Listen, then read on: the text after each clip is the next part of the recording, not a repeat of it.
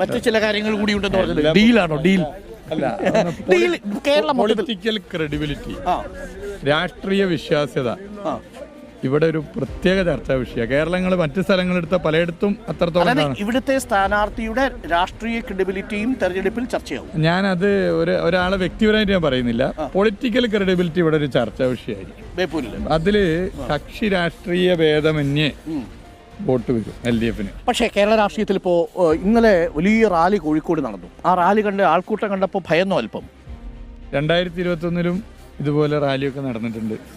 2021 ആൾക്കൂട്ടം വന്നു ഒക്കെ പറഞ്ഞാണ്. പക്ഷെ തെരഞ്ഞെടുപ്പ് പറഞ്ഞ വേറെയാണല്ലോ. ദേശീയ നേതാക്കന്മാർ എല്ലാ പാർട്ടിയുടെയും ഇവിടെ വരണം, അവരുടെ അഭിപ്രായങ്ങൾ പറയണം. ഇന്നലെ എന്താണ് പറഞ്ഞതെന്ന് എനിക്കറിയില്ല. പക്ഷേ അതെ, നേറ്റിവിറ്റി കാർഡ് പൗരത്വ നിയമത്തിനെതിരെ ഒരു പരിചയമാണ്. ഇന്ത്യയിൽ അത് ആകെ ഇറക്കിയത് കേരളത്തിലെ ഇടതുപക്ഷ സർക്കാർ.